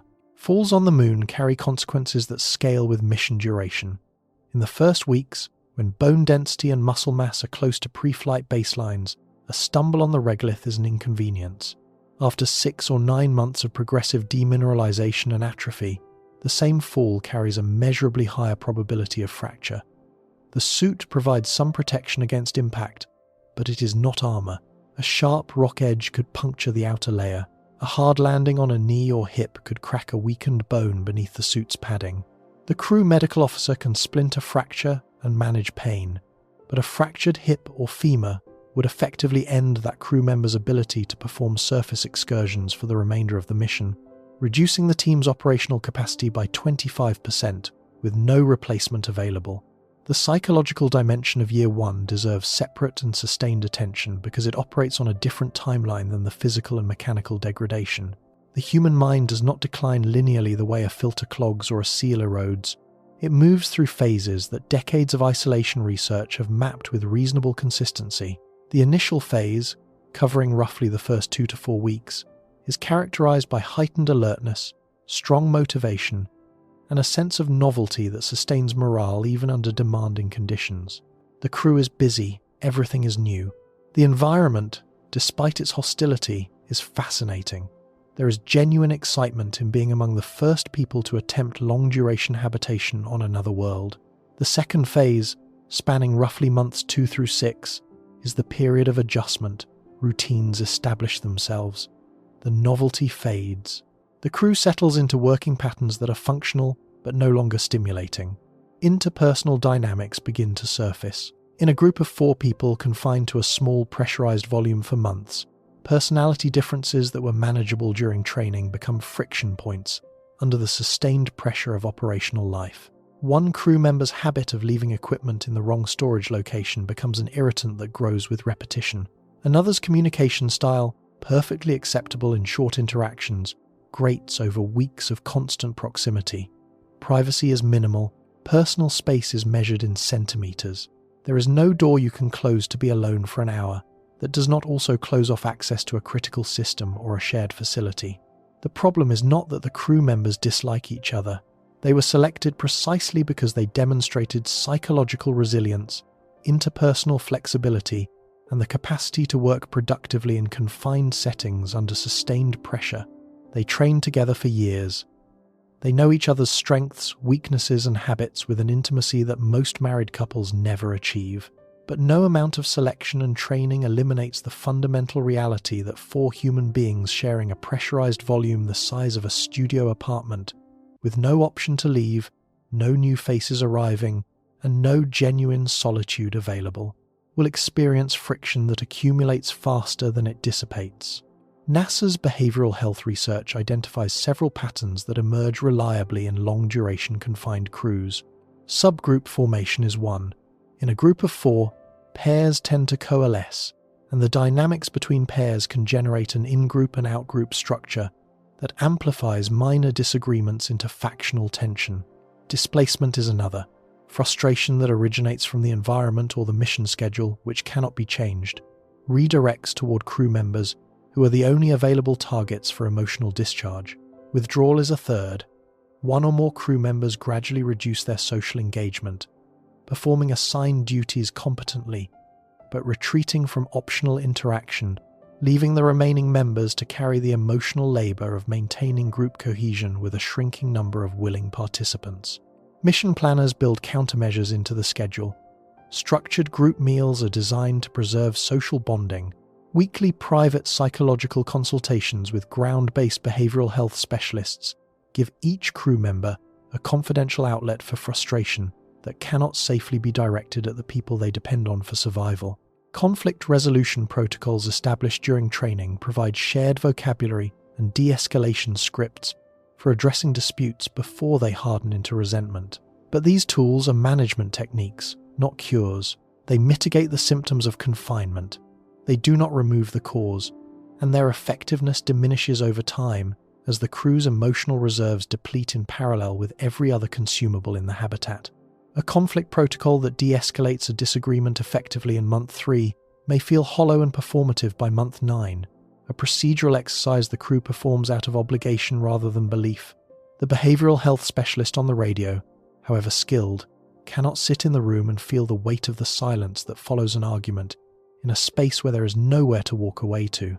And the specialist cannot change the fact that tomorrow the crew will wake up, read the same numbers, and begin the same maintenance roster, side by side, in the same container, with the same unresolved tension humming beneath the operational surface, like a vibration in a pipe that has not yet cracked.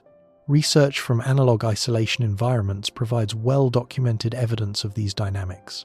The Mars 500 simulation, which confined 6 participants for 520 days in a sealed chamber in Moscow, observed significant individual variation in psychological response. Some participants showed increased sleep disruption and decreased activity levels. One crew member showed progressive behavioral withdrawal that deepened through the second half of the mission. Interpersonal tensions fluctuated in intensity, but never disappeared.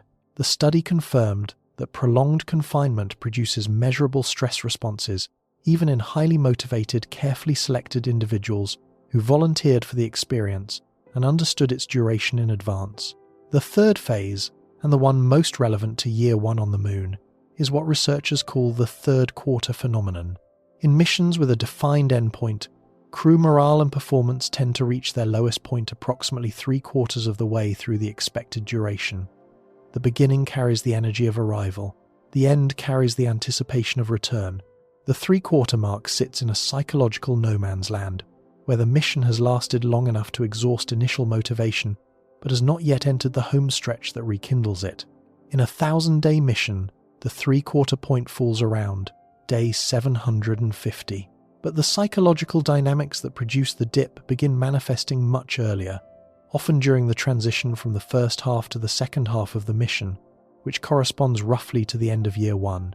What makes the Moon psychologically distinct from orbital habitation on the International Space Station is the combination of proximity and inaccessibility. Station crews can see Earth filling roughly half the sky. They orbit every 90 minutes, watching continents and oceans scroll beneath them in a continuously changing panorama. They receive regular resupply missions that bring fresh food, personal packages, and new crew members who rotate in every 6 months. The cycle of human contact refreshes the social environment and prevents the stagnation that prolonged, unchanging confinement produces. On the Moon, the crew can see Earth. It hangs in the sky as a bright disk, close enough to show weather patterns and landmass outlines, close enough to reach by radio in under 2 seconds, but no one is coming. Resupply missions may arrive on a schedule measured in months. Crew rotation is not planned for the duration of the mission. The 4 people who landed are the 4 people who will remain for the entire 1,000 days, unless a medical or technical emergency forces an early return. The psychological literature on Antarctic overwinter crews, who face a similar combination of visibility and inaccessibility with respect to the outside world, consistently documents increased irritability, difficulty concentrating, disrupted sleep patterns, and what some researchers describe as psychological narrowing, a contraction of emotional range and cognitive flexibility that manifests as apathy, reduced initiative, and a growing difficulty in finding motivation for tasks that once felt purposeful. The unchanging landscape amplifies this effect. On Earth, even the most monotonous environments offer seasonal variation, changes in light, temperature, vegetation, and weather that mark the passage of time and provide unconscious novelty to the perceptual system.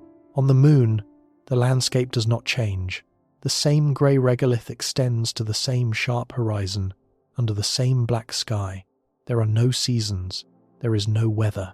The only variation is the slow migration of shadows during the lunar day, which moves at a pace too gradual to register consciously.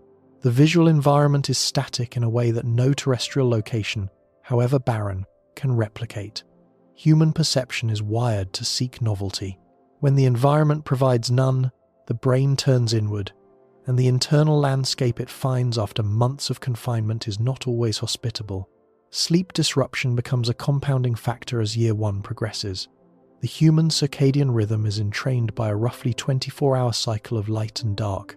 On the Moon, the natural light cycle is 29.5 Earth days. The habitat maintains artificial lighting on a 24-hour schedule, but the mismatch between internal lighting cues and the external reality of 2-week days and 2-week nights creates circadian confusion that resists full adaptation. During the lunar night, the absence of any external light cue reinforces the artificial schedule, but the psychological awareness of permanent exterior darkness can affect sleep quality through mechanisms that are not fully understood. During the lunar day, sunlight leaking around window covers and reflecting off nearby regolith can interfere with scheduled sleep periods. Station crews report that sleep quality degrades over the course of long-duration missions, even in the more controlled orbital lighting environment. On the Moon, the extreme day-night asymmetry would likely worsen this pattern. Chronic sleep disruption has cascading effects. Cognitive performance declines. Reaction time slows. Decision-making becomes more conservative or more impulsive depending on the individual. Error rates in procedural tasks increase. Interpersonal tolerance decreases. The threshold for frustration drops. And all of these effects interact with the maintenance workload described earlier. A crew making more errors on system checks while feeling more irritable about the monotony of performing them, in a habitat where error consequences are higher than in any terrestrial work environment. By the end of year 1, the crew has been on the lunar surface for approximately 365 days. They have survived roughly 12.5 complete day-night cycles. Their bodies have undergone measurable changes in bone density, muscle mass, cardiovascular conditioning, and possibly vision. Their cumulative radiation exposure has consumed a significant fraction of their career allowance. The habitat has endured a full year of thermal cycling, micrometeorite impacts, and dust infiltration. Consumables filters, sorbent materials, medical supplies, food variety have been drawn down by a third or more of total inventory. The equipment that arrived pristine and new is now 12 months into its operational life in the most abrasive, thermally hostile environment any human habitation system has ever been asked to endure. Nothing has failed catastrophically. That is the achievement of year 1. But everything has degraded incrementally, and the trajectory of that degradation does not flatten with time. Dust loading continues at the same rate. Thermal cycling continues at the same amplitude. Radiation accumulates at the same pace. Bone remodeling does not reach equilibrium in reduced gravity. It continues shifting toward net loss. The psychological weight of confinement does not lighten with familiarity. In many analog studies, it deepens. The consumable inventory does not replenish itself. It only decreases. Year 1 does not end with a crisis. It ends with a clear view of the arithmetic. The crew can look backward at what has been consumed, degraded, and lost, and look forward at the calendar to see that 635 days remain. The mission is not yet 40% complete. Everything that has happened so far, every replaced filter, every repaired seal, every long night endured on battery reserves, every ache in the lower back, every morning of identical recycled meals, in the same small pressurized room under the same black sky, will happen again and again and again, with diminishing reserves and aging equipment for nearly twice as long as they have already endured. That is the year one realization. Not that something went wrong, not that the mission encountered an unexpected hazard. The realization is that the expected hazards, operating exactly as predicted, accumulate into a burden that grows heavier with every cycle. The moon does not need a catastrophe to wear a crew down. It has something more effective: repetition. The same routines, the same confinement, the same grey horizon, the same recycled air, the same low gravity pulling less on your bones every day, the same slow climb of the dosimeter reading, the same shrinking margin between what you have and what you will need. And the next phase of the mission will test whether those margins hold, whether the bodies continue to function, whether the equipment continues to perform, whether the psychological contract between the crew and the mission, the belief that what they are enduring has purpose and sufficient to sustain the effort, survives the transition from the first third into the long middle, where endurance becomes the only metric that matters. What lies between day 365 and day 1000 is not a new challenge. It is the same challenge, compounded by time, attenuated by fatigue, and measured against reserves that only move in one direction. Day 700 arrives without ceremony. There is no alarm, no milestone flag planted in the regolith, no message from mission control marking the number. The crew knows where they are on the calendar because the calendar is one of the few things that still moves forward at a predictable pace. Everything else has been moving in the other direction. The consumable inventory is lighter. The equipment is older. The bodies are weaker. The margins between adequate reserves and critical shortage have continued thinning in the direction they have been thinning since the first day-night cycle, and they have not reversed once. By this point in the mission, the crew has endured approximately 24 complete lunar day-night cycles, 24 thermal swings exceeding 300 degrees Celsius, 24 transitions from 2 weeks of solar power abundance to 2 weeks of darkness sustained entirely by stored energy, 24 rounds of system checks performed in the same small volume, eating the same pre-packaged meals, breathing the same recycled air, sleeping in the same bunks under the same artificial lighting, while the same grey surface sits motionless outside the same small windows. The number 24 sounds modest. The experience it represents is not. Each cycle compresses into itself the full weight of the environmental forces described in every previous section: dust, radiation, thermal stress, equipment degradation, physiological decline, psychological confinement, and then repeats. 24 repetitions have deposited 24 layers of accumulated damage on every system, biological and mechanical, that the mission depends on. The radiation dosimetry tells a story the crew cannot feel but cannot ignore. Galactic cosmic rays have been depositing energy in their tissues at a rate of roughly 150 to 300 millisieverts per year, depending on habitat shielding and time spent outside. At day 700, the cumulative dose for each crew member likely exceeds 300 millisieverts and may approach 500 or more. The career exposure ceiling established earlier in this story, roughly 600 millisieverts, is no longer an abstraction at day 700. The 1,000-day mark, at current accumulation rates, will bring cumulative doses that press against or exceed that ceiling. The crew and mission control are tracking these numbers daily, and the trajectory is not ambiguous. It does not level off. It does not plateau. Each day adds another small increment to a total that only increases. If a major solar particle event occurs during the remaining 300 days, delivering an acute dose on top of the chronic accumulation, the career limit could be exceeded in hours rather than months. The radiation shelter would reduce the acute exposure, but it would not eliminate it, and the chronic baseline is already high. There is no medical intervention that reverses accumulated radiation damage. There is no pill that restores the integrity of DNA strands that have been broken and imperfectly repaired by cellular machinery over 2 years of continuous exposure. The crew carries this damage invisibly. Its consequences: elevated cancer risk, potential cardiovascular disease, possible cognitive effects will manifest not during the mission, but in the years and decades that follow. The dosimeter is a debt ledger. Each entry is permanent. The habitat structure has now completed more than 23 full thermal cycles, and the inspection logs reveal a pattern that year one foreshadowed, but that becomes materially consequential during year 2 and beyond. Exterior joint inspections conducted during surface excursions have documented measurable torque loss in bolted fasteners on external panels. The repeated expansion and contraction of dissimilar metals at connection points has worked fasteners incrementally loose, despite locking features designed to resist thermal cycling. The crew has retorqued accessible fasteners during scheduled maintenance excursions, but some connection points are not easily accessible without partial disassembly of exterior panels, a task that consumes hours of suited crew time per fastener and exposes the workers to radiation and micrometeorite risk for the duration. Polymer gaskets in non-pressurized exterior assemblies have shown embrittlement and cracking in post-inspection reports.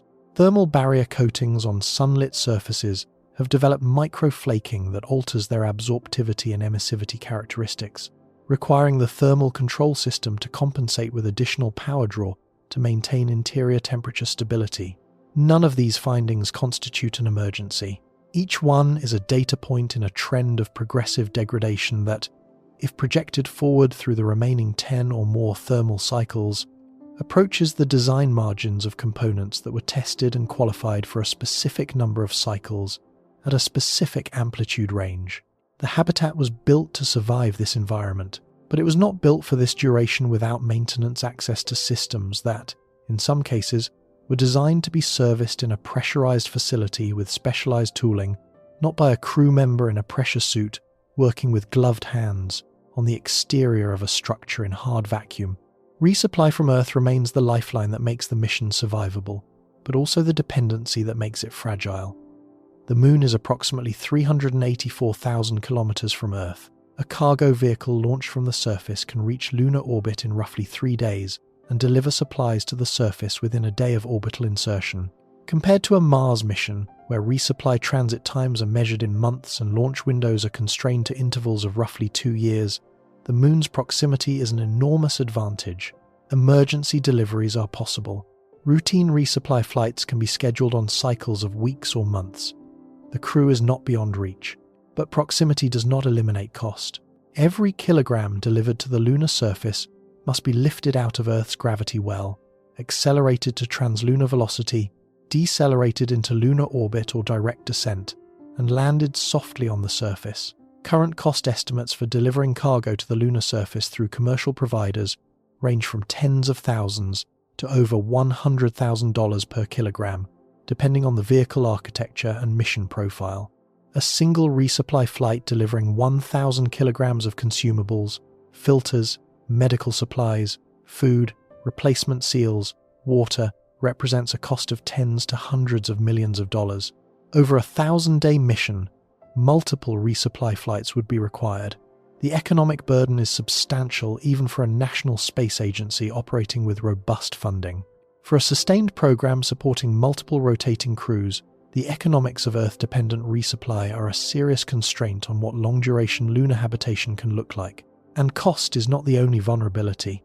Resupply depends on a chain of systems: launch vehicles, cargo, spacecraft, navigation and landing systems, and the manufacturing and logistics infrastructure on Earth that produces the consumables and spare parts being delivered.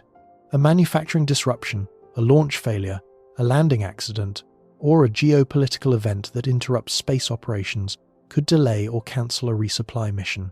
The crew has reserves designed to bridge gaps in the delivery schedule, but those reserves are sized for expected delays, not for cascading failures in the supply chain. A 1,000-day mission that depends on regular resupply from Earth is, in a fundamental sense, a remote outpost tethered to its home planet by a supply line that crosses 400,000 kilometers of vacuum. The tether is long, it is thin, and it cannot be replaced by local resources on any timeline that is currently operational. This is where in-situ resource utilization enters the conversation, not as a solution but as an aspiration whose distance from operational reality must be stated clearly. The concept is straightforward. Instead of importing everything from Earth, extract resources from the lunar environment and process them into usable forms on site. Water ice from permanently shadowed craters could be mined, melted, purified, and used for drinking, oxygen generation, and hydrogen fuel production. Regolith could be processed to extract oxygen from metal oxides, which constitute roughly 45% of lunar soil by mass. Metals recovered from regolith processing could in theory be used for construction, repair, and fabrication. The vision is a progressively self-sufficient outpost that reduces its dependence on Earth with each passing year. The reality, as of 2026, is that none of these processes have been demonstrated at operational scale on the lunar surface. Water ice extraction, described earlier as undemonstrated, remains exactly that at day 700. The drills, heating systems, and purification plants that would turn polar ice into drinking water exist only as prototypes on Earth. Regolith oxygen extraction, which could in theory generate breathable air from the abundant oxygen bound in lunar soil, has never operated at a rate sufficient to supply even a single crew member's daily needs under surface conditions. And no mission has manufactured a structural component or replacement part from lunar-derived materials in the field. Each of these capabilities exists at some stage of laboratory development, computer simulation, or early prototype testing on Earth. Several have been proposed for demonstration on upcoming commercial lunar payload services missions, but the gap between a laboratory demonstration and a reliable industrial process operating continuously in a vacuum, at temperature extremes, under dust contamination, with no maintenance infrastructure beyond what the crew can provide, is measured in years of engineering development.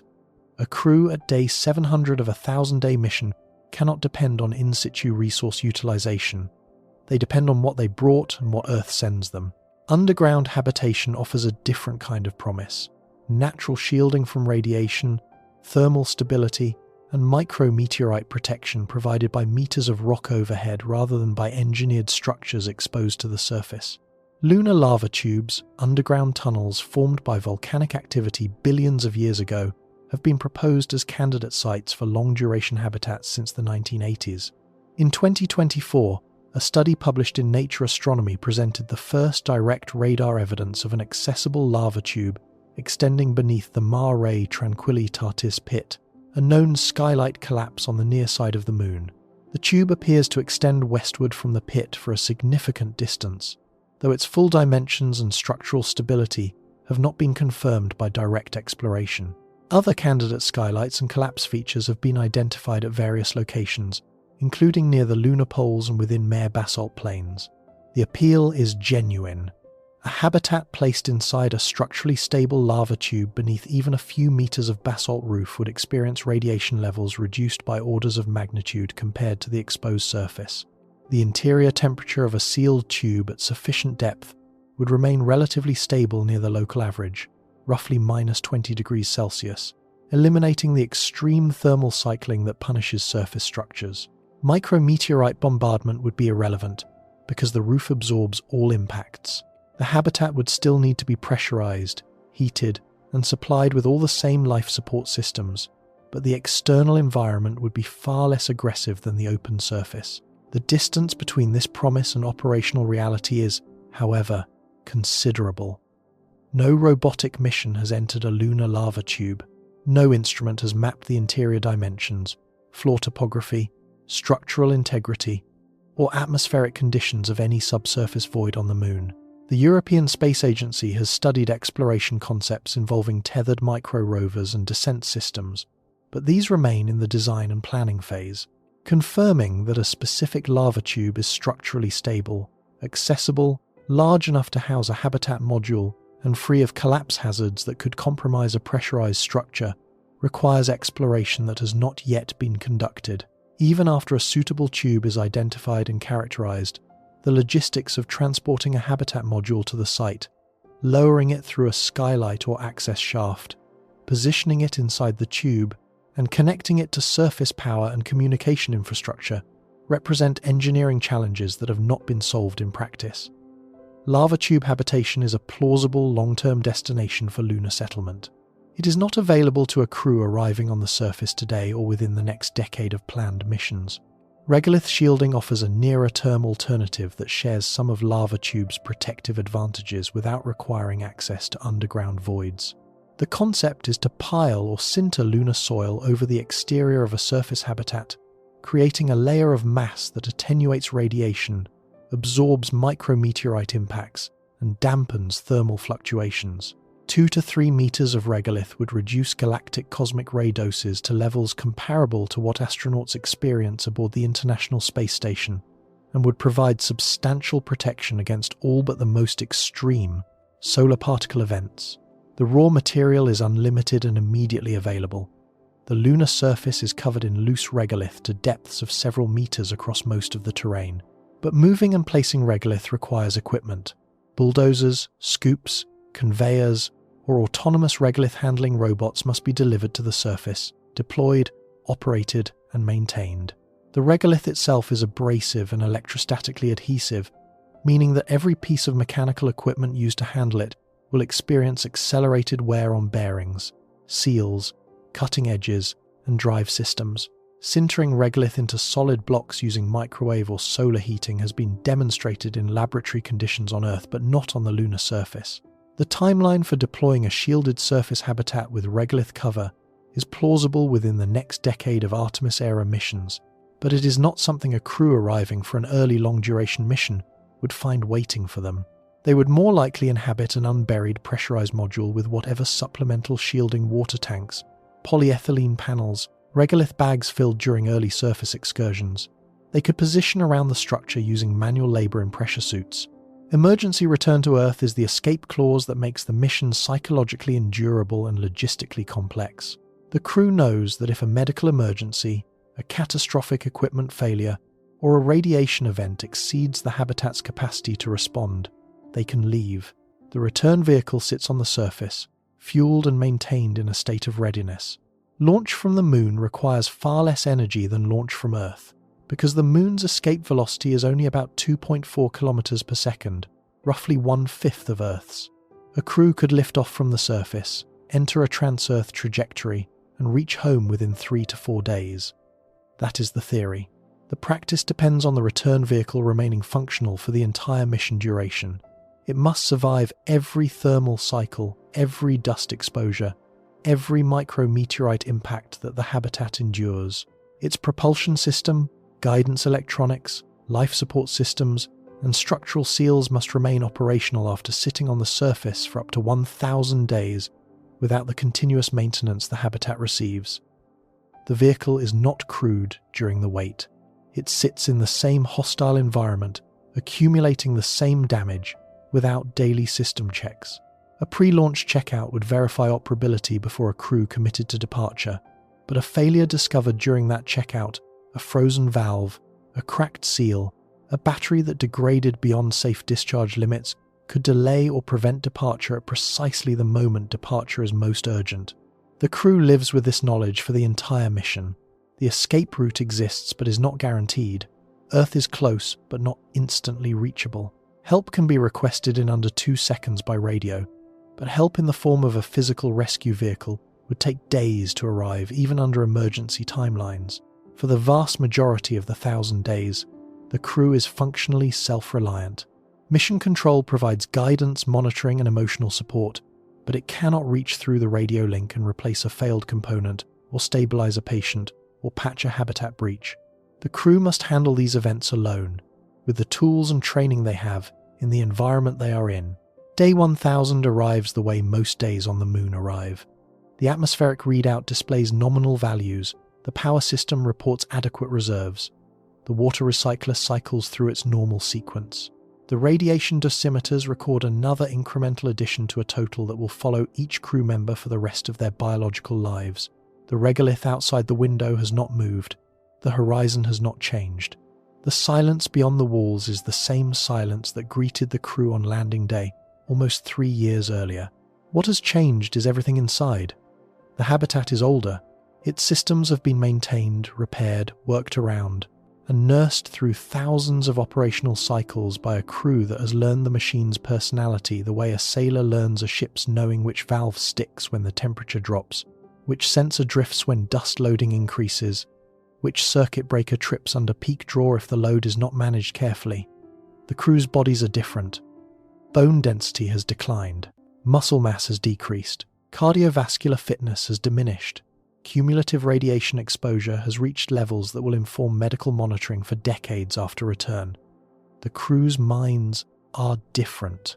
They have lived through the full arc of long-duration psychological adaptation, the novelty, the adjustment, the dip, the slow reconstruction of purpose that sustains function in the final phase of a confined mission.